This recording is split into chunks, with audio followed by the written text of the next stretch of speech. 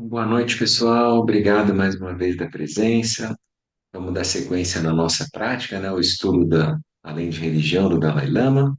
A gente começa com as preces iniciais e depois fazemos um tempo de silêncio, de meditação, que eu vou conduzir hoje uma prática especial que a Venice me enviou e ela pediu para conduzir. Eu acho que fica legal, que é uma prática, um trecho de uma condução do Lama Santen, tá bom?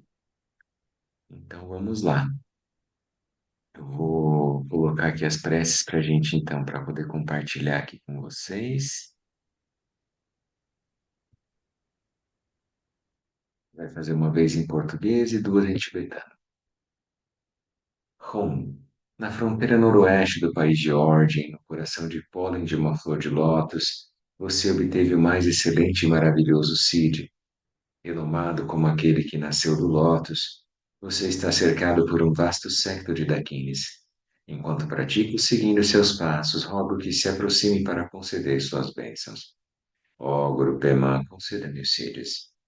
Urge de Jansan, Pema Gesar, Ola, Yatsen Choki Nodru, Ne, Pema Junne Jesu, Ra, Kordu, Kandro, Ampe, Kur, Chichi Jesu Dadru Ki Jinji Lamchu Jesu So Guru Pema Siddhi Ho Ho Jai Ji Devja San Pema Gesar Dong Lan Yazen Choki no Dru Ne Pema June Jesu Tra Ordu Kando Mampe Kur Eiji Jesu Dadru Ki Jinji Lam Chir Sheksu So Wu Pe Moe Sidi Om. Refúgio Bodhicitta, no Buda, no Dharma e na excelente Assembleia da Sangha, até que eu alcance a iluminação. Neles eu tomo refúgio. Através da minha prática das seis perfeições, possam todos os seres sencientes alcançar o estado búdico. Sanje Chudan Suchi Jona Chanchu Bardu Dani Chapsu Chi Dagi Jinsu Jinpe Sonanchi Dolam Peichi Sanje Drupam Varsho Sanje Chudan Suchi Shonan Janju Bardu Dani Japsu Chi Dagi Jingso Jingpe Sonanchi Drola Penchi Sanje Drupa. Vamos encontrar uma posição confortável, para a gente fazer a nossa prática meditativa.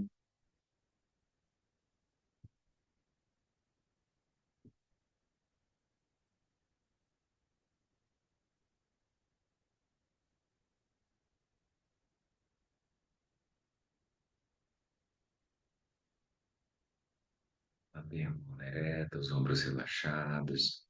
Os olhos podem estar repousando à frente, semicerrados. Traga a mente de volta, fazendo algumas respirações profundas, conscientes.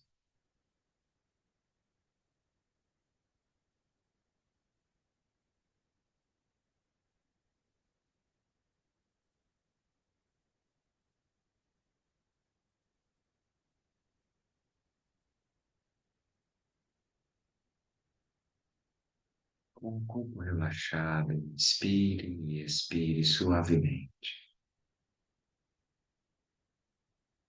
Inspire e expire. Inspire e expire. Sem parar, de um jeito bem leve.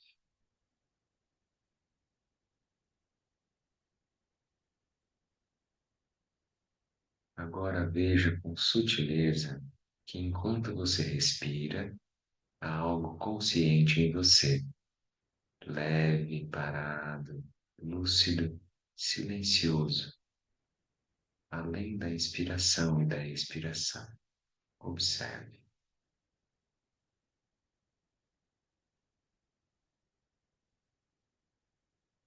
Siga inspirando e expirando, mas a partir deste lugar leve, lúcido, pratique assim. Você está meditando.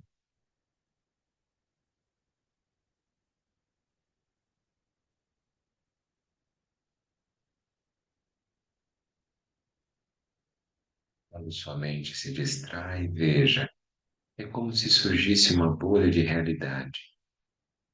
Essa bolha é uma espécie de sonho, um caminhar próprio e com um momento final. Nesse sonho surgem visões, emoções, pensamentos e também urgências.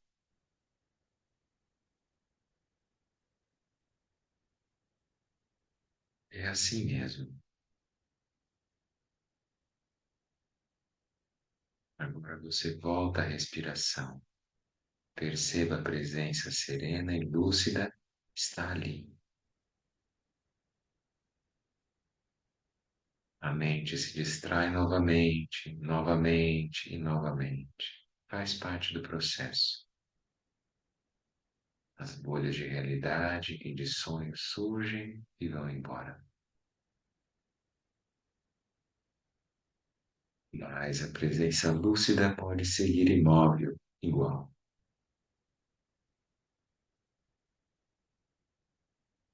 É a partir dessa condição estável, mesmo apesar das distrações, que você vê a ação de sua mente. Ela cria mundos de significados e pensamentos em bolhas que surgem e se desfazem.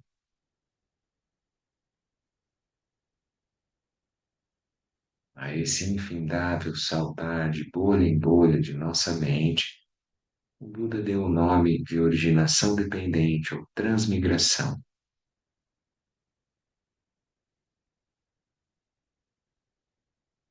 É como um pássaro que, pousado em um galho, sempre termina por esvoaçar para outro galho. Se você reparar, nossas vidas se resumem a isso: transmigrar infindavelmente entre pensamentos. É como respirar, acontece o tempo todo. Ainda assim, há algo leve, estável e lúcido além desses ciclos. Algo que não muda, não flutua, não envelhece. Sempre vive e presente. Consegue reconhecer?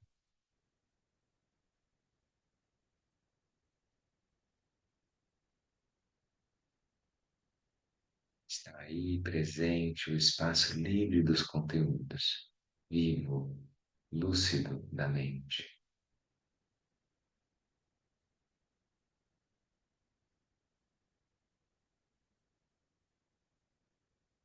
Em qualquer momento, dentro de qualquer experiência, seja de sonho, em meio ao dia ou à noite, seja de meditação, de trabalho, de estresse, está essa presença lúcida, serena e silenciosa.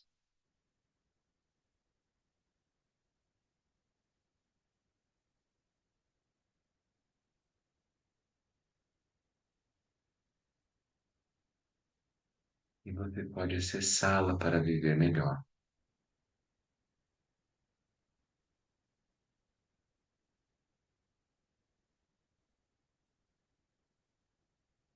Depois de algum tempo de treino, persista. E com a capacidade de olhar a partir dessa lucidez, observe os que vivem próximos a você, as pessoas que encontra a cada dia. Veja, eles flutuam e agem por dentro de suas próprias bolhas de realidade, por vezes animados, sorrindo, outras vezes depressivos em sofrimento. Suas visões de vida, do presente, do passado e do futuro mudam constantemente junto com as bolhas. Percebe? Se você, vendo isso, não se assustar e nem se perturbar, mas ver surgir em si uma energia disposta a ajudá-las nessa circunstância que vivem, você recebeu o presente de enxergar a compaixão surgir em seu coração.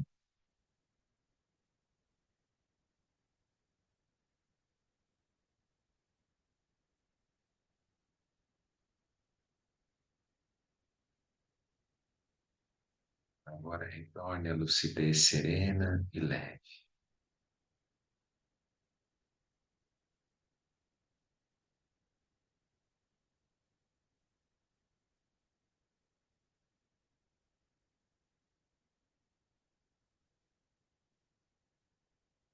Olhe novamente os seres ao seu redor. Veja, eles têm brilho, amorosidade, inteligência, energia de ação, beleza e outras tantas qualidades e virtudes.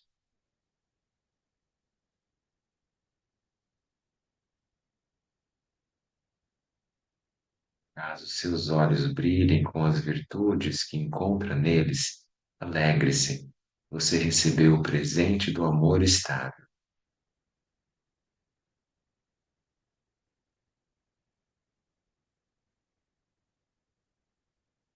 O treino e a prática de meditação, sua visão irá além das bolhas. Você encontrará na lucidez silenciosa uma fonte inesgotável de tesouros de felicidade para si mesmo e para todos ao seu redor.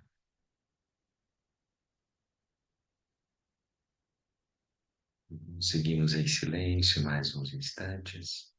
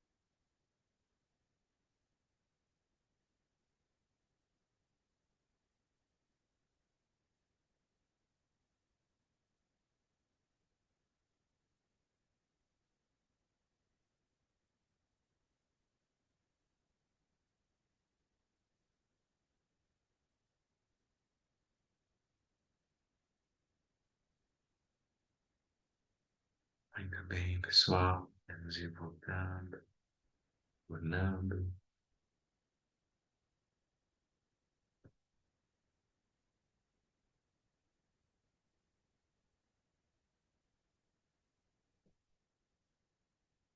Vou encaminhar depois esse. É um textinho breve, né, do Lama, para orientar a gente ali, ajuda. É, eu vejo, né, que é a bênção do mestre quando ele dá a transmissão, assim, né, muito direto para nós. Então, de uma maneira curta, né, alguns minutos, ele descreve de uma forma bem sucinta, bem direta, assim, né, prática. Então, a gente primeiro é retornar a um espaço de silêncio que já está disponível ali para nós. E fazendo o quê? Olhando que a bolha surge, dura um tempo e cessa. E você não precisa engajar naquilo. Que ele diz originação dependente, né? Que a gente cria algo a partir de uma base e entra naquela história. E surgem pensamentos, surgem ideias, surgem urgências, ou seja, alguma energia em nós que a gente aparece naquela história com uma identidade que tem que fazer alguma coisa. E aí parece que é um vetor, tem uma coerção, alguma coisa muito intensa que eu tenho que fazer alguma naquele sentido, né? Então isso é a urgência ali da bolha. E aí ele vai mostrar para nós que é normal que em muitos momentos a gente entre na bolha e volte, entre e volte.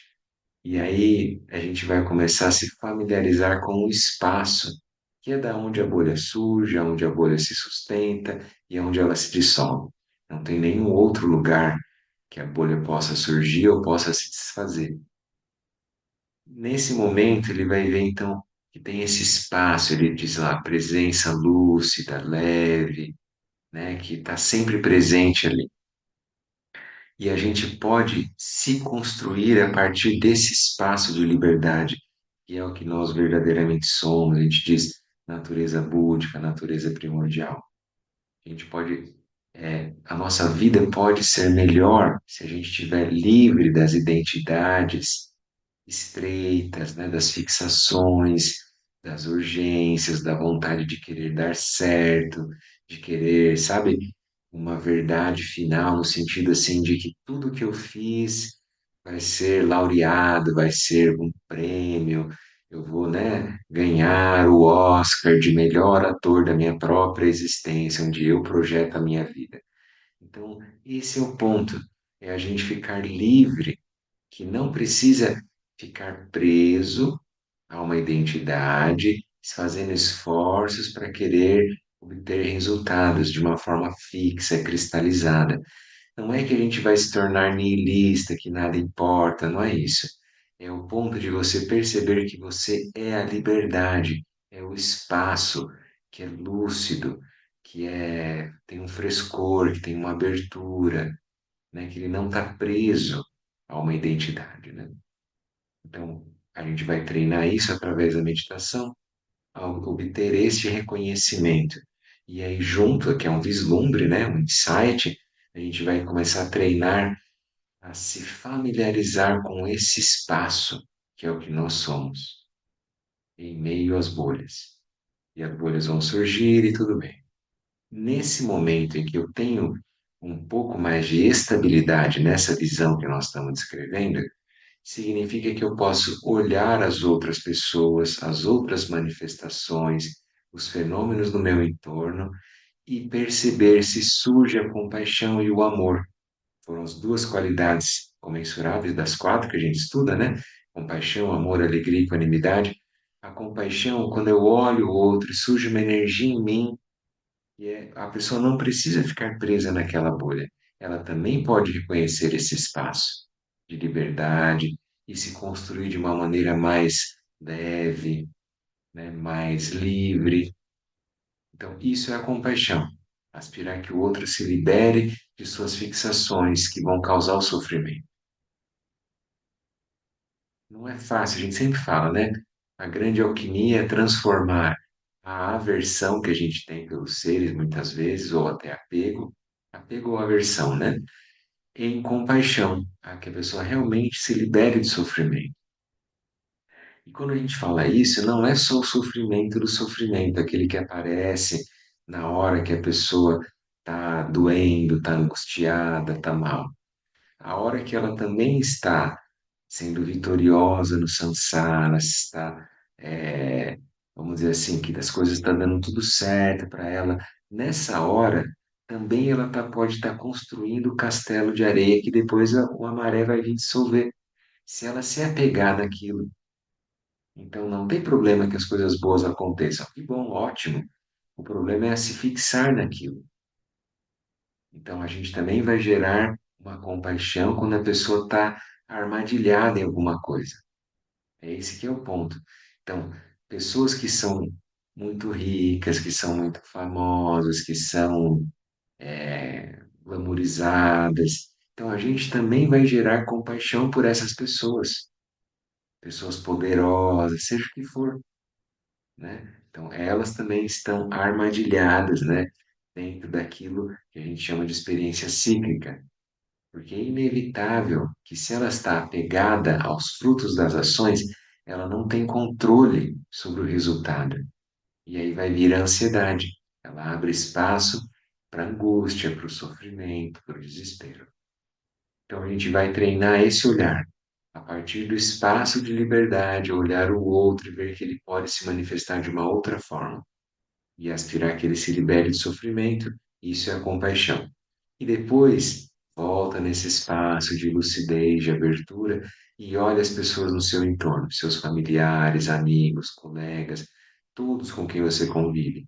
E aí você vai olhar, é possível surgir amor, que é o olhar lúcido quando ele descreve lá o brilho, a amorosidade, a alegria, a virtude, a beleza, tudo que há de bom nos seres. Então, esse é um olhar amoroso, né? De bondade amorosa. O budismo vai ensinar para a gente trazer isso de coração, assim, né? Na energia mesmo. Vai ser um treino para nós. Destacar as qualidades positivas em todos os seres com que a gente convive. Beleza, pessoal? Alguém quer fazer alguma colocação? Deu para acompanhar a prática? Vocês perceberam? Então, a gente pode fazer assim: a gente faz uma leitura e ela vai ajudando a gente.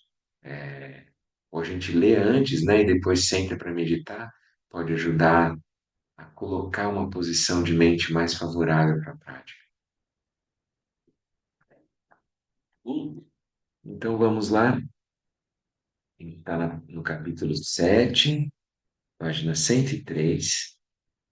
Ética em nosso mundo compartilhado. Nossos desafios globais. Em minha residência em Dharamsala, nas montanhas do norte da Índia, onde desde o início da década de 60 resido permanentemente, tenho o hábito diário de acordar cedo, normalmente em torno das 3:30 da manhã. Após algumas horas de exercícios mentais e contemplação, geralmente ouço as notícias do mundo pelo rádio e frequentemente me sintonizo com a BBC Internacional. É uma rotina que sigo há anos para ficar em contato com eventos em todo o mundo. Então, acho que antes era na rádio, depois deve ser os podcasts, né, que o Dalai Lama ouve lá. Enquanto ouço o fluxo constante de notícias sobre dinheiro e finanças, sobre crises, conflitos e guerras, muitas vezes me parece que os problemas complexos que enfrentamos no mundo, de corrupção, no meio ambiente, na política e assim por diante, quase sempre indicam uma falha da ética moral e dos valores internos. Em todos os níveis, vemos uma falta de autodisciplina. Muitos problemas também acontecem devido a falhas no discernimento, visões limitadas ou mentes bitoladas, mentes estreitas, né? Fixadas. Interessante que ela usou essa palavra, né? Bitoladas. E se vejam só, o que ele está dizendo? Primeiro ele faz a prática meditativa, que é o que a gente fez. Eu entro em silêncio, nesse estado contemplativo. A partir desse silêncio, aí eu posso olhar, aí ele vai encontrar os fenômenos, vai encontrar aquilo que está se manifestando através dessa audição, né, que ele faz das notícias, e aí ele vai ver de gerar compaixão pelos seres. Como é que a gente vai olhar aquilo com lucidez, né? Então é bom que parta desse espaço. É claro que as causas e condições de alguns problemas específicos podem ser extremamente complexas, multifatoriais, né? Não é uma coisa simples. As sementes da violência, de rebeliões e guerras étnicas, por exemplo, quase invariavelmente remontam a décadas ou mesmo a séculos. Mas, ainda assim, se estamos realmente interessados em combater nossos problemas pela raiz, quer se tratem de conflito humano, pobreza ou destruição do meio ambiente, em última análise, temos que reconhecer que tudo isso está relacionado a questões éticas. Os problemas que compartilhamos não caem do céu, nem são criados por uma força superior. Em sua maior parte, são produtos da ação e do erro humanos. Se a ação humana pode criar esses problemas em primeiro lugar, então certamente nós, humanos, devemos ter a capacidade, bem como a responsabilidade, de encontrar suas soluções. A única maneira de consertá-los é mudando a nossa visão e os nossos caminhos, tomando iniciativas. É a questão que ele está fazendo uma apologia à culpa, que não é o caso, né? Mas se responsabilizar é uma maneira que, se aquilo foi surgido, construído por nós mesmos, a gente tem capacidade de desatar aqueles nós. A gente mesmo deu um nó, a gente vai desfazer aquilo. Então, como é que eu vou fazer isso? Ele mostra que a base é a ética, né? Responsabilidade global. Ocasionalmente, noto que as pessoas estão fazendo uma distinção conveniente entre a ética em nível individual e a ética em nível social mais amplo. Para mim, essas atitudes são fundamentalmente equivocadas, pois negligenciam a interdependência do nosso mundo. Negligenciam a interdependência do nosso mundo. A ética individual, ou melhor, a sua ausência, pode ter um impacto sobre a vida de muitos. E isso foi poderosamente demonstrado pela crise financeira global que começou em 2008 e cujas repercussões ainda se fazem sentir em todo o mundo. Isso mostrou como a ganância desenfreada por parte de alguns pode afetar negativamente a vida de milhões. A gente está vivendo isso também aqui no Brasil, né? Nesses momentos. Assim como depois dos ataques de 11 de setembro de 2001, começamos a levar a sério os perigos do extremismo e da intolerância religiosa, imediatamente após a crise financeira, também devemos reconhecer seriamente os perigos da ganância e da desonestidade. Quando a cobiça é vista como uma coisa aceitável, até mesmo digna de louvor, fica claro que há algo errado com o nosso sistema de valores coletivos. Nesta era da globalização, é chegado o tempo de reconhecermos que nossas vidas estão profundamente interligadas e que nosso comportamento tem uma dimensão global. Quando o fizermos, veremos que nossos interesses serão melhor acompanhados daquilo que é também de interesse da vasta comunidade humana. Por outro lado, se nos concentrarmos exclusivamente em nosso desenvolvimento interior e negligenciarmos os problemas mais amplos do mundo, ou se, tendo-os reconhecido, permanecermos indiferentes em tentar resolvê-los, teremos esquecido algo fundamental. A meu ver, a apatia em si é uma forma de egoísmo. Para que a nossa abordagem da ética seja verdadeiramente significativa, naturalmente é preciso que nos preocupemos com o mundo. Isso é o sentido do princípio de responsabilidade universal, que é a chave da minha abordagem da ética secular. Então, a gente precisa perceber que a gente é uma teia, né? Um tecido social, né? A comunidade que a gente está inserida, a família, a dinâmica, a gente não pode isolar e achar que o que eu fizer não vai repercutir nos outros. É inevitável que os outros fazem, repercute, reverbera em nós, e o que a gente faz repercute e reverbera nos outros. Natural isso.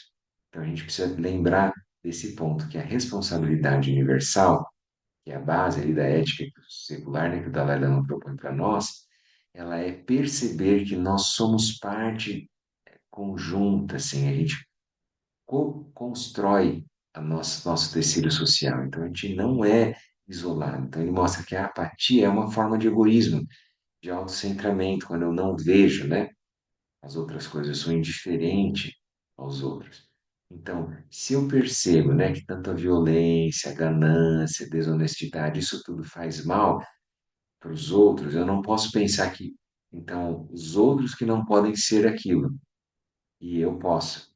É aquelas duas medidas, né? Quando tem o outro, como é que o outro deve ser e como é que eu sou. Então, a gente precisa começar aplicando em nós, que aquilo vai reverberar, né? É uma interdependência, né? O desafio do progresso tecnológico. Com os tremendos avanços científicos e tecnológicos dos últimos 2 séculos nas áreas militares, médicas e agrícolas, os seres humanos agora têm conhecimento sem precedentes sobre o mundo e poder sobre ele. Nunca antes tivemos tanto conhecimento ou estivemos em tal posição de controle sobre tantos aspectos do nosso planeta. Essa situação levanta uma preocupação muito séria. É possível que as nossas responsabilidades estejam crescendo em um ritmo acelerado demais para a nossa capacidade natural de discernimento moral conseguir acompanhar? Então, aqui está dizendo a disparidade, né, entre a tecnologia e a ética, né? Com o poder que a ciência e a tecnologia nos trouxeram, podemos confiar em nós mesmos?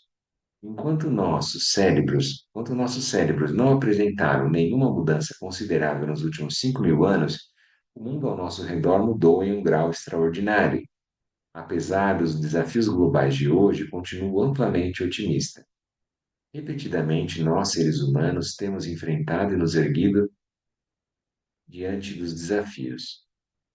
Navegamos com sucesso por muitas transições no curso de nossa evolução, de comunidades de caçadores-coletores a sociedades urbanas de alta tecnologia. Isto em si é um poderoso testemunho de nossa maleabilidade e desenvoltura como criaturas sociais e morais. Na verdade, apesar de todas as guerras, desastres e doenças que encontramos, a raça humana não só sobrevive, mas prospera. Longe de destruir a si mesma, de fato criamos o problema oposto. A população humana cresce a um ritmo alarmante e sem precedentes. O nosso sucesso como espécie tem sido possível graças à nossa capacidade de cooperar, especialmente quando os nossos interesses vitais são ameaçados. E o cerne da cooperação é o princípio de levar em consideração os interesses e o bem-estar dos outros. Por isso, tenho confiança em que nós, seres humanos, através da cooperação, mais uma vez, encontraremos o caminho para superar os desafios ecológicos e tecnológicos atuais. Mas não deve haver espaço para complacência. A gente ter uma postura, né, inerte, assim, complacente, né, que não se coloca, né, que não é proativa, né? Muito bem. Esse livro do Dalai Lama ele fez em 2012 e aí foi traduzido em 2016 no Brasil, né, em português. Há 10 anos da tradução.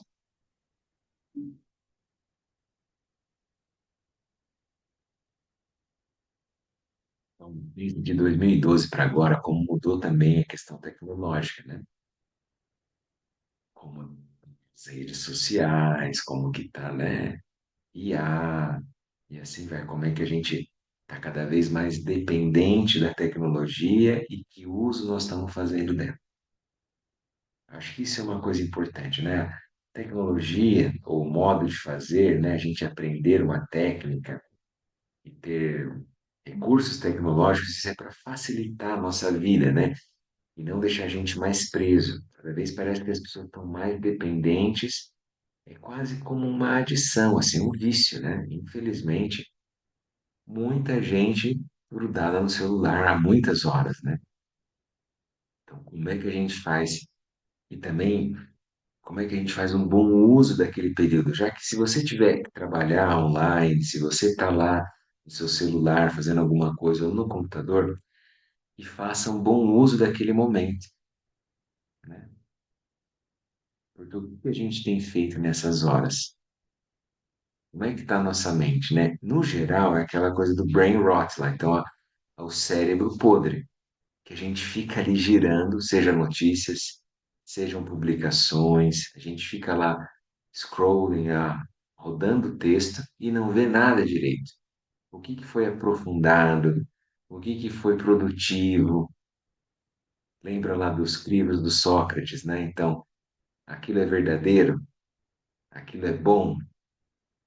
Aquilo é útil? Né?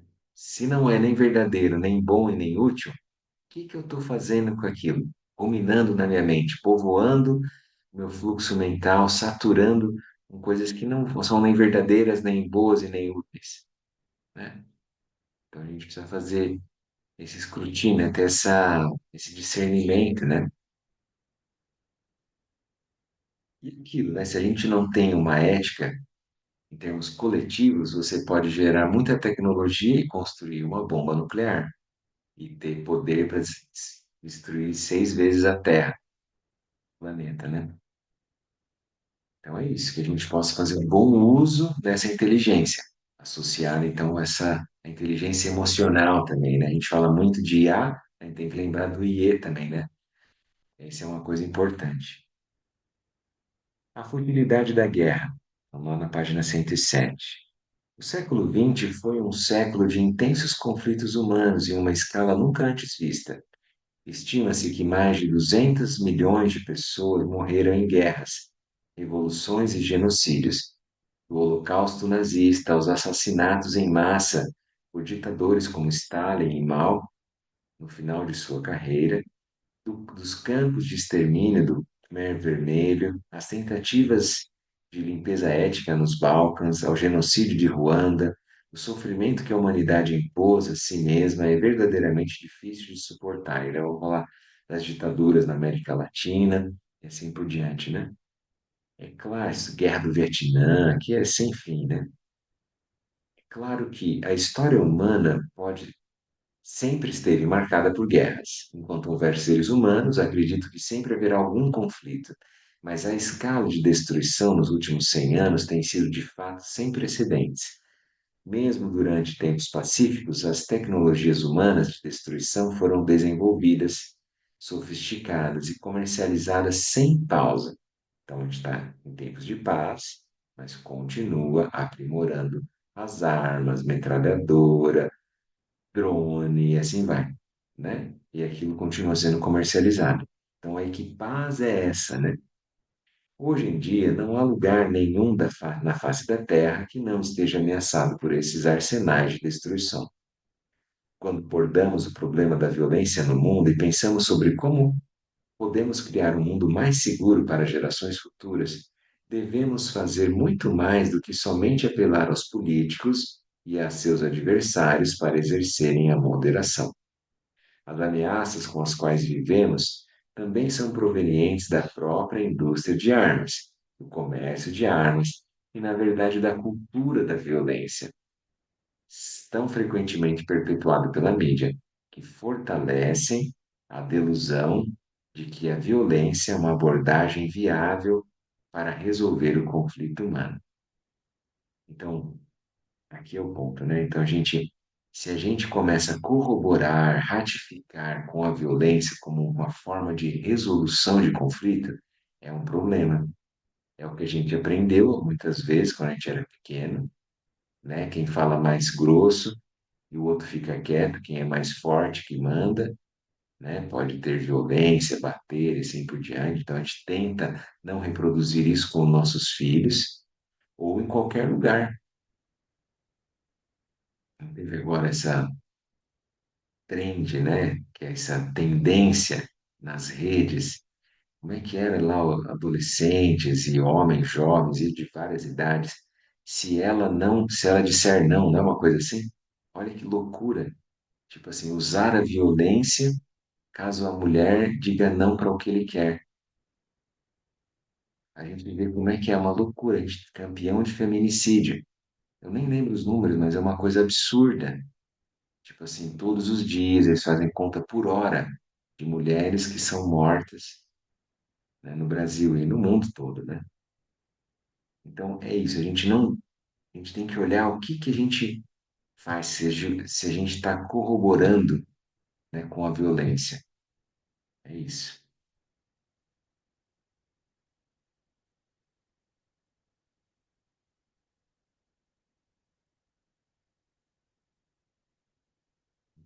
A cultura da violência, né, tão frequentemente perpetuada pela mídia, que fortalecem a delusão de que a violência é uma abordagem viável para resolver o conflito humano. É isso, gente. Então, assim, não tá certo, não é normal uma pessoa maluca, um problema psíquico, conduzindo a, a nações de muitos lugares. Então, achar que é através da violência que vai chegar lá e vai resolver. Entendeu? Porque eu sou mais forte, porque eu tenho mais poderio militar, econômico, então eu vou lá me impor. Não tá, não é adequado isso. A gente não pode deixar falar, isso é o normal. Não é o normal. O que nós precisamos de verdade é uma mudança fundamental na consciência humana, porque em todas as circunstâncias, mesmo nas mais excepcionais, violência só gera mais violência. E supor que podemos alcançar a paz através dela é algo totalmente equivocado. Então, a violência não pode ser um meio que justifica o fim que a gente vai alcançar algum tipo de paz, né? Isso não é adequado, é totalmente fora. Então, você quer ter paz em casa, aí você vai lá e bate no seu filho. Você quer ter paz no ambiente de trabalho, aí você xinga, aí você gera, sei lá, pressão, o que for. O que que você acha que vai resolver o momento? Vai ter mais violência? Então, cada um tem que olhar como é que faz. E não é fácil. A gente quer, às vezes, impor uma vontade, e daí isso é violento, né? É como se fosse assim, a violência sempre ela exclui algo. Ela encontra alguém ou alguma situação, alguma coisa que está errada, acha um culpado, e aí a gente tenta alijar, cortar aquilo. Se você for para o outro lado, vamos dizer assim, você vai tentar ser aberto.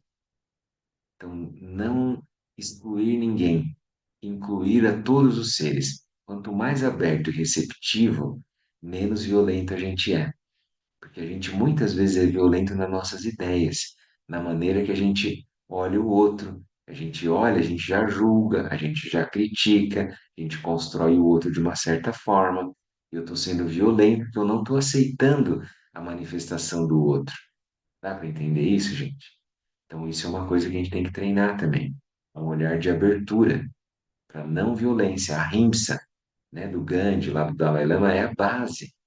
A gente começar a gerar karuna, que é a compaixão, né? Vamos dizer assim, genuína. E eu preciso compreender o pratitya samuppada, que é aquela interdependência de todos os fenômenos. Se eu não aceito o papel do outro ali naquele momento, então é como se eu estivesse esquecendo da questão da interdependência. Que todos os seres têm o sentido de estarem ali, ou não. É difícil isso, né? Mas é um treino, ampliar a visão, né? No mundo contemporâneo, profundamente interdependente, a guerra é antiquada e ilógica. Num passado distante, os interesses de dois grupos eram totalmente separados, a violência como último recurso poderia ter sido justificada. Mas este não é o caso hoje, onde todas as regiões e todos os povos estão ligados ambiental, econômica e politicamente. Guerra, opressão ou confrontos civis em uma determinada área inevitavelmente afetam as pessoas de outras partes do mundo. O problema do terrorismo é um exemplo extremo disso. E quando as pessoas estão fortemente motivadas para a destruição, nenhum policiamento ou sistema de segurança será suficiente para impedi-las. Um outro fator que torna a violência um meio irrealista para a resolução de conflitos é a imprevisibilidade dos seus resultados. E a recente guerra no Iraque é um bom exemplo. Agora é a questão do Irã, né? Então, é imprevisível os resultados quando você usa violência. A gente não sabe o que vai acontecer. Embora a intenção inicial fosse realizar uma campanha limitada, eu vou lá, vou tirar o líder, que ele é o líder de uma opressão e assim vai, né? Então você gera uma narrativa. O resultado foi um conflito prolongado e ainda hoje não resolvido, que devastou a vida de milhões de pessoas inocentes. É a mesma sequência, né? Que a gente está vendo. Nesses anos que restam do século XXI, precisamos nos assegurar a não repetir os erros do passado. A única maneira de reduzir o nível de violência no mundo atual é que mais e mais pessoas em todo o mundo adotem conscientemente uma postura de desarmamento. Então, quando a gente se coloca contra o armamento da população, a gente se coloca contra a propagação da violência. O desarmamento é a compaixão na prática. Por isso, são necessários tanto desarmamento interior, se a gente se desarmar do nosso ódio, do preconceito, da intolerância em nível individual, quanto desarmamento exterior, em nível de nações e dos estados. Ao invés de colocar mais sal nas feridas que herdamos das gerações passadas, temos que começar a curar as nossas diferenças, comprometendo-nos com o diálogo, cooperação e compreensão. Na medida em que a população global continua a crescer, grandes nações como a China, Índia e Brasil se destacam com uma rápida expansão econômica. A disputa global por recursos naturais, não apenas combustíveis fósseis, mas também itens de necessidades básicas, como água, comida e terra, né? Terras raras, por exemplo, também, né? Não só terra para agricultura, para tudo, né? Inevitavelmente se intensifica. É isso que nós estamos vendo. Até a Groenlândia, que só fazia parte do jogo do ar, aquilo se torna decisivo geopoliticamente. Então, agora, a Groenlândia é essencial para o planeta, né? Aquilo é importante, claro. Mas olha que ponto chega, né? Quando a gente tem essa visão, né, de utilitarismo, né, das coisas. Então, a disputa inevitavelmente se intensifica. Por isso é vital que as gerações mais jovens, os guardiões do nosso futuro, desenvolvam uma forte consciência sobre a futilidade da guerra. Podemos aprender com as grandes conquistas de Mahatma Gandhi, Martin Luther King, aí eu vou lembrar do Mandela, né? Vai ser vários aí. E reconhecer que a não violência é a melhor abordagem a longo prazo para corrigir a injustiça. Se o século XX foi o século da violência, façamos do XXI o século do diálogo. E esse é um treino que a gente tem que lembrar. Se o que eu faço repercute na nosso tecido, na rede onde eu estou inserido, então que eu possa treinar essa visão de cooperação, de compreensão, né? Treinar uma visão aberta, receptiva, como a gente estava comentando, né? Liberar preconceito, intolerância, né? Essa questão da violência, né? Então a gente tem que ver. A gente é totalmente contra a guerra, totalmente contra a violência. Não é uma forma que vai resolver. É muito claro, é só a gente pensar. Violência não vai resolver.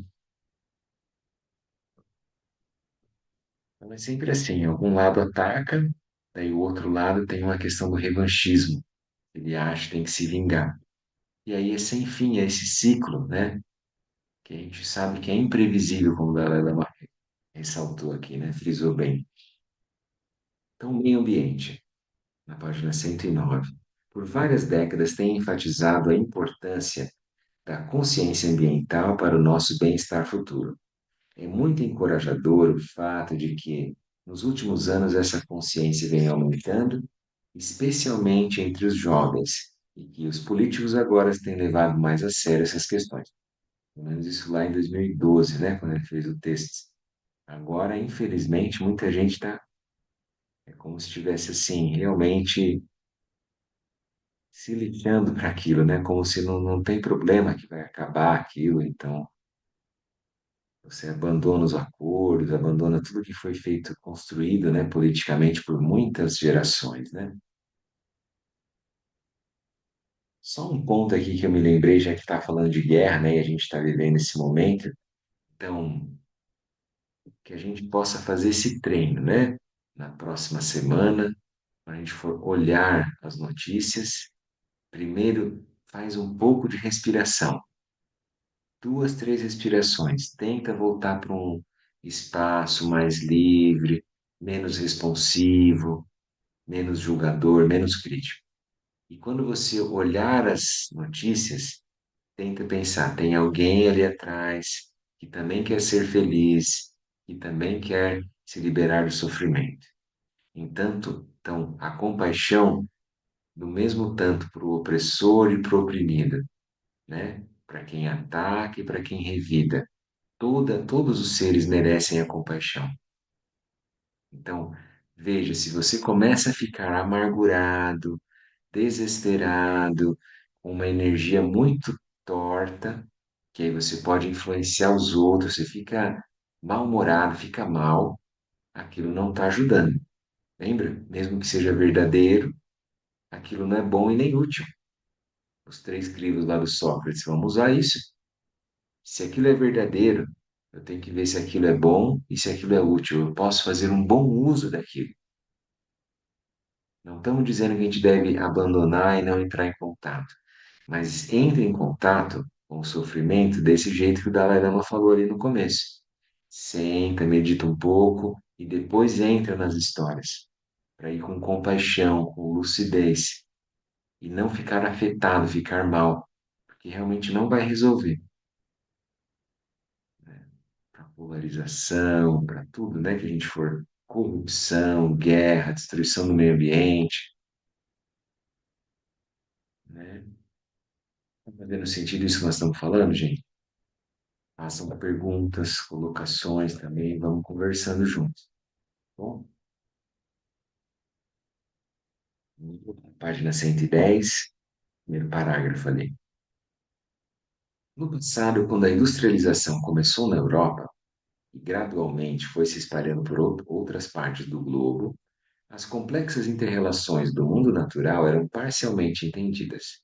Em nome do progresso, animais foram caçados até que fossem extintos, florestas foram desmatadas e os cursos de água foram poluídos por fábricas, complexos industriais.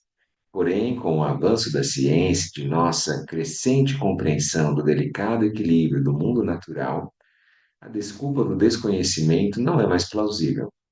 Hoje temos que encarar a realidade de que nossos estilos de vida excessivamente materialistas são orientados ao desperdício e comprometem consideravelmente o meio ambiente.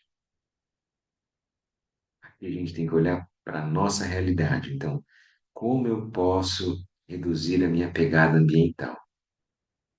Aí você pode pesquisar lá, digitar lá no Google como fazer isso. Então, pensa o quanto a gente produz de lixo de reciclável. Bom, a primeira coisa a gente vai conseguir separar, né, aquilo que é reciclável e aquilo que não é. Dos orgânicos, você tem um pedacinho de terra no fundo da sua casa que você consegue colocar para compostar ali a casca da fruta, a casca do legume que você mesmo preparou? Isso não é uma coisa boa? Já é um começo. Menos lixo no lixão. Começa assim. Veja quantas coisas que tem plástico que você vai usar, só de pegar aquilo já joga fora. Pensa num presente, lembra, né? O presente você recebe ou você dá para alguém, aquilo que era bonito, aqueles pacotes de plástico no entorno, já se torna lixo na mesma hora. Então pensa o que que você vai usar para que não impacte tanto no meio ambiente. Isso é importante. As nossas escolhas. Então, se é possível andar a pé, 3, 4 quadras para fazer uma compra pequena, é melhor ir a pé. É possível ir de bike em algum lugar? Vai de bike. O que que é possível fazer? Cada um vai ter que olhar dentro das suas circunstâncias como é que pode gerar menos impacto.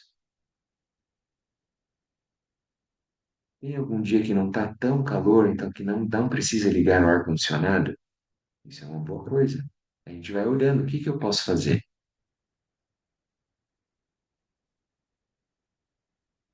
Cada um vai ter que olhar como pode contribuir, né? Também não é fácil mudar hábitos, né? Daí vem como é que eu vou mudar. Então, a gente gostava muito de água com gado aqui em casa. Daí eu tomava muito. Água gelada, no calor ainda, assim, delícia. Muito bom. Mas aí o quanto de lixo que a gente gerava? Você imagina? Para quê? Por mês, pensa assim, se eu tomar uma garrafa ou aquelas garrafinhas pequenas que a gente pode pegar em algum lugar, quanta de água é melhor você ter uma e levar e abastecer em algum lugar. Saber aonde é possível abastecer do que ficar toda hora comprando, não é verdade? Então é isso. A gente vai tendo que olhar cada um, como é que pode contribuir, né? E não uma coisa como um sacrifício, sabe? Isso que é a coisa. É como uma alegria. Que bom, cara, que eu estou compartilhando e eu estou me livrando, né? Eu estou menos dependente, eu estou mais autônomo. Realmente não preciso disso, né? Eu não preciso ter água com gás. Não dá para fazer um chá? Dá para fazer uma outra coisa, sabe? Muito bem, então vamos lá. Porém, com o avanço da ciência e da nossa crescente compreensão do delicado equilíbrio do mundo natural, a desculpa do desconhecimento não é mais plausível. Aqui é só quem é negacionista, né? Daí tudo bem, a pessoa não quer acreditar, ela quer acreditar na Terra plana, ela quer acreditar que não tem aquecimento global, aí faz parte da pessoa, tudo bem, ela pode escolher isso, mas não é como é tudo que a gente aprende dentro da ciência, né?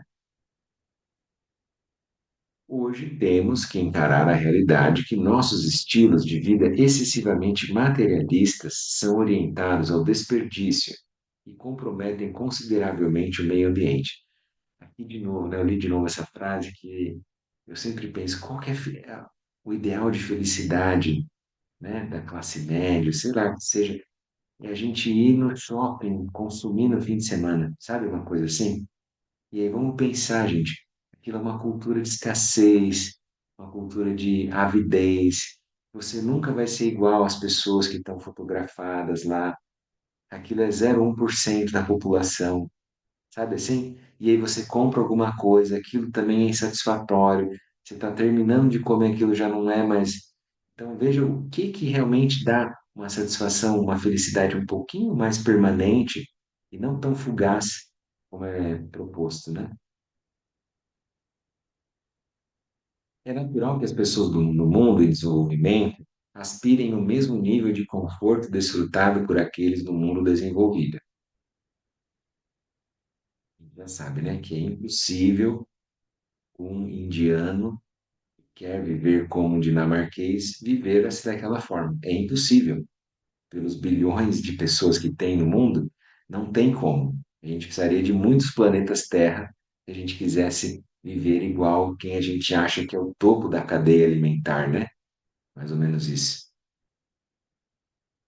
Mas, com o rápido crescimento da população mundial, é evidente que, se não mudarmos os padrões de consumo que consideramos avançados, a sede da humanidade por recursos naturais será insustentável. Os resultados já são visíveis: a superexploração e a consequente degradação do ambiente natural, gerando crises ambientais tanto na esfera local como na global.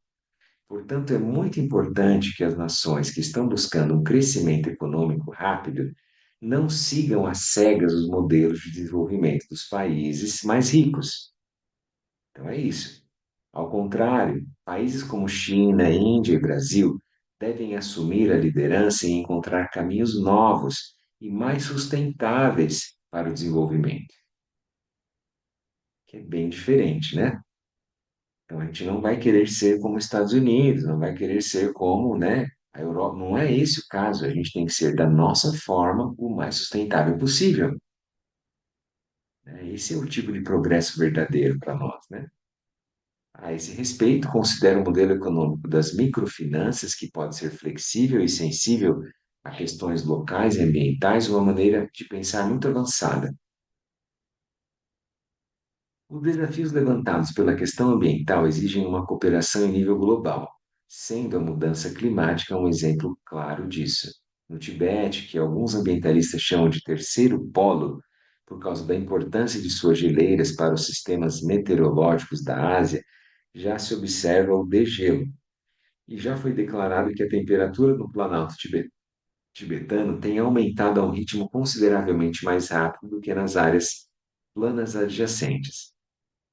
Muitos dos mais importantes rios da Ásia, o Yangtze, o Amarelo, o Mekong, o Salween, o Brahmaputra e o Indo, nascem no Tibete. À medida que as geleiras derretem, todas as áreas abaixo dos rios tornar-se-ão mais vulneráveis à seca. Isso acontecerá juntamente com os efeitos do desmatamento, que já estão provocando fortes impactos nos níveis de inundações. Ao longo prazo, o degelo do Tibete poderá contribuir para uma mudança drástica no clima e para a escassez de água e desertificação na China, na Índia, Paquistão e Sudeste da Ásia. Isso seria catastrófico para todo o planeta. No mundo atual, é inadmissível que os estados pensem apenas em seu próprio interesse. As nações desenvolvidas que gozam de tantos benefícios deveriam agir em cooperação com os países em desenvolvimento, que naturalmente querem compartilhar desses benefícios. Contudo, uma cooperação genuína não pode ser imposta pela força. Ela só pode surgir a partir da confiança mútua e do respeito entre as partes envolvidas. Confiança que só se estabelece com a transparência. O fracasso da Conferência de Copenhague de 2009 sobre o ambiente global, sobre o meio ambiente global, infelizmente foi um exemplo de como a cooperação se torna impossível quando as partes não conseguem olhar além do seu próprio interesse limitado.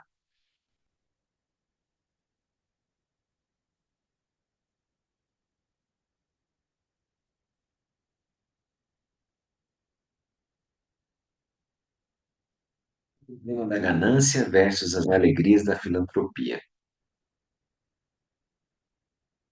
No mundo materialista de hoje, há uma tendência perniciosa das pessoas se tornarem escravos do dinheiro, como se fossem partes de uma enorme máquina de fazer fortuna. Isso não contribui em nada para a dignidade humana, para a liberdade ou para o bem-estar genuíno. O dinheiro deve servir à humanidade e não o contrário. Agora, óbvias as grandes disparidades de riqueza no mundo atual, mais extremas do que nunca e ainda em crescimento, são muito angustiantes. As desigualdades econômicas gritantes do mundo de hoje, não apenas entre o norte e sul globais, mas entre ricos e pobres dentro de cada nação, não são apenas moralmente erradas, mas também fonte de muitos problemas práticos, incluindo guerra, violência sectária e tensões sociais, criadas pela migração econômica em larga escala. Sobre a questão da desigualdade econômica, considero-me ao menos metade marxista. Quando se trata de gerar riqueza, melhorando assim as condições materiais das pessoas, o capitalismo é, sem dúvida, muito eficaz, mas claramente é inadequado como um ideal social de qualquer tipo, uma vez que é motivado apenas pelo lucro, sem qualquer princípio ético que o oriente. O capitalismo desenfreado pode significar uma terrível exploração dos mais fracos. Assim, precisamos adotar uma abordagem de justiça econômica que respeite o dinamismo do capitalismo, combinando com uma preocupação com os menos afortunados. Mais uma vez, acredito que as microfinanças oferecem uma linha de pensamento sustentável e ágil em questões de redução da pobreza e do desenvolvimento. Uma abordagem que poderia, por um lado, evitar os excessos do capitalismo e, por outro, a ineficiência do controle estatal excessivo. Algum tempo atrás, um casal de indianos muito ricos de Mumbai veio me ver. Eles pediam minha bênção. Eu disse a eles, como digo a muitos outros, que as únicas verdadeiras bênçãos virão de si próprios. Sugeri-lhes que, para encontrar bênçãos em suas vidas, deveriam usar sua riqueza para beneficiar os pobres. Afinal, Mumbai tem muitas favelas, onde mesmo itens de necessidade básica, como água limpa, são difíceis de encontrar. Então sugeri que, como eles ganharam dinheiro como capitalistas, deveriam gastá-los como socialistas. Nesse contexto, Gostaria de mencionar que fico profundamente impressionado com filantropos como Bill e Melinda Gates e um número crescente de pessoas que compartilham seus recursos com a comunidade global em uma escala maciça. Isso é maravilhoso e apelo aos que atingiram um grau elevado de sucesso material que sigam essa tendência nobre. Então, nós vamos parar por aqui, depois a gente continua na próxima semana. Acho que a gente correr muito com a leitura, esse capítulo é um pouquinho maior, né? A gente pode ler na próxima semana aqui, da sequência do estudo. É isso, né, pessoal? A gente tenta fazer o nosso melhor, lembrar, como fazer o discernimento, né? Talvez isso seja uma coisa importante, o Dalai Lama mostrando para nós. Eu preciso retornar a um espaço de liberdade que é mais lúcido do que quando eu estou dentro de uma identidade, né? Dentro de uma fixação. A partir desse espaço de liberdade, eu posso olhar a vida com mais compaixão e lucidez. E aí eu posso olhar para questões como essa que a gente estava falando, né? Evitar a violência, né? A ahimsa, ver a questão do meio ambiente, como é que eu posso contribuir, né? Tanto para reduzir a violência no mundo, quanto para reduzir a exploração, né? Que a gente está desenfreada, assim, em termos do meio ambiente, né? Então, para pensar, isso é uma coisa boa, assim, o que é o limite do supérfluo e o limite do necessário? O que é necessário e o que é supérfluo na sua vida? Então, isso é uma coisa boa. O que é essencial para ter uma boa vida? É bom, a gente pode ter desejos, faz parte, né? Mas que a gente tenha uma satisfação de uma forma mais simples, sabe? Simplificar a vida é importante. Porque a gente vai lembrar que é bem mais difícil a gente ganhar mais recursos do que a gente reduzir a nossa necessidade de gastar, entendeu? Então a gente pode simplificar a nossa vida. Então, o que realmente é essencial, no que eu devo colocar a minha energia e como eu posso impactar nas pessoas, né, que estão mais próximas a mim.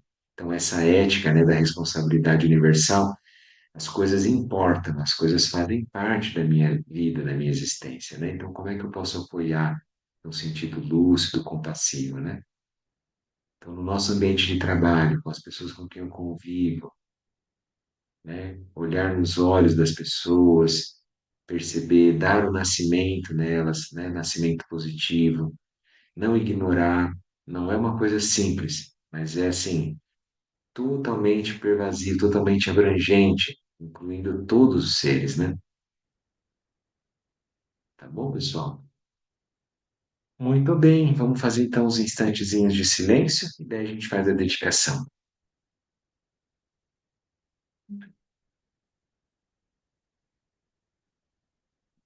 Posição confortável, coluna ereta, ombros relaxados, algumas respirações profundas, conscientes.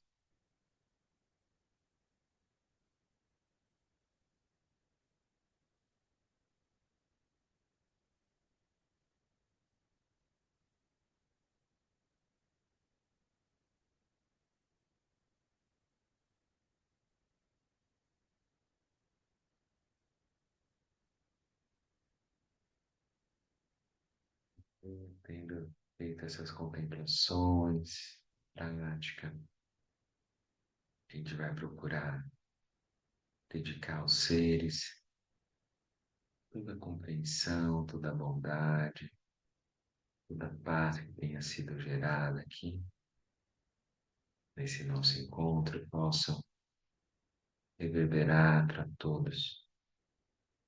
Todos os seres sejam felizes, que todos os seres sejam livres do sofrimento, que todos os seres encontrem as causas verdadeiras da felicidade e superem as causas verdadeiras do sofrimento, que todos os seres se liberem de suas estruturas kármicas, negatividade, ignorância, e manifestem lucidez de forma natural e instantânea. Sejam todos verdadeiramente capazes de ajudar aos outros. Encontrem nisso sua fonte de alegria e de energia, sentido para a vida.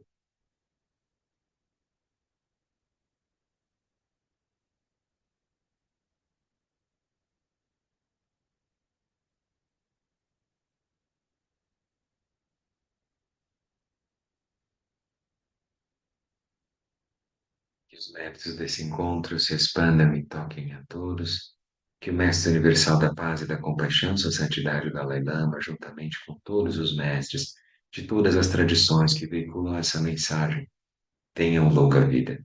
Que todos estejam a salvo de gerar pensamentos negativos, o obstáculo mais destrutivo. Que estes pensamentos nunca surjam em nossa mente e que todos os seres também estejam livres de pensamentos negativos. Neste exato momento, possam nem mesmo os nomes doença, fome, guerra e sofrimento ser ouvidos pelas pessoas e nações da Terra, mas possam sim sua conduta moral, mérito, riqueza e prosperidade crescer, e possa uma suprema bem-aventurança e bem-estar sempre surgir para elas. Padanjum mene jingpo tenpa yuring ne pada tenpa zingpe chebu nakut senjatsen tenger chi. Dusun sanje guru rinpoche no drukam dande wachen poja barche kansa do drakpotsa. Solan dem so jingji laptu so chi nam sangwe barche ji wadan sanpadan ji drupar jingji lo. Om Vajra Guru Pema Siddhi Hum. King Lok Chosum Ring Lui Chizan Ling Sasum Champar Pel Ju Chosum Nam Wadan Nidra do Sun Yeleg Show. Então, boa noite, pessoal. Obrigado, boa semana, boas práticas. Até. Obrigado. Valeu, gente. Tchau, tchau. Bom Tchau, Tchau, descanso. boa tchau. noite. Até. Obrigado.